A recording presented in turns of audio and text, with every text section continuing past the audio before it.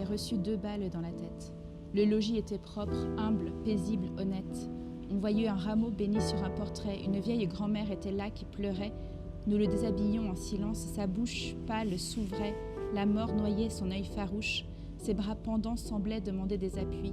Il avait dans sa poche une toupie en buis. On pouvait mettre un doigt dans les trous de ses plaies. Avez-vous vu saigner la mûre dans les haies? Son crâne était ouvert comme un bois qui se fend. L'aïeul regarda déshabiller l'enfant, disant, comme il est blanc, « Approchez donc la lampe. » Dieu, ses pauvres cheveux sont collés sur sa tempe. Et quand ce fut fini, le prit sur ses genoux.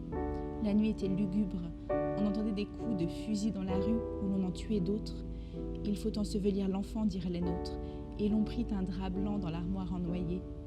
L'aïeul cependant l'approchait du foyer, comme pour réchauffer ses membres déjà roides. Hélas, ce que la mort touche de ses mains froides ne se réchauffe plus au foyer d'ici-bas.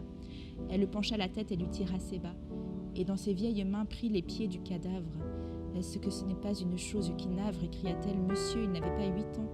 Ses maîtres, il allait en classe, étaient contents. Monsieur, quand il fallait que je fisse une lettre, c'est lui qui l'écrivait. Est-ce qu'on va se mettre à tuer les enfants maintenant? Ah mon Dieu, on est donc des brigands. Je vous demande un peu. Ils jouaient ce matin là devant la fenêtre. Dire qu'ils m'ont tué ce pauvre petit être. Ils passaient dans la rue, ils ont tiré dessus. Monsieur, il était bon et doux comme un Jésus. Moi, je suis vieille. Il est tout simple que je parte. Cela n'aurait rien fait à Monsieur Bonaparte de me tuer au lieu de tuer mon enfant. Elle s'interrompit, les sanglots l'étouffant, puis elle dit, et tous pleuraient près de l'aïeul. Que vais-je devenir à présent toute seule? Expliquez-moi cela, vous autres, aujourd'hui. Hélas, je n'avais plus de sa mère que lui. Pourquoi l'a-t-on tué? Je veux qu'on me l'explique. L'enfant n'a pas crié « Vive la République !» Nous nous taisions, debout et graves, chapeau bas, tremblants devant ce deuil qu'on ne console pas. Vous ne compreniez point, mère, la politique.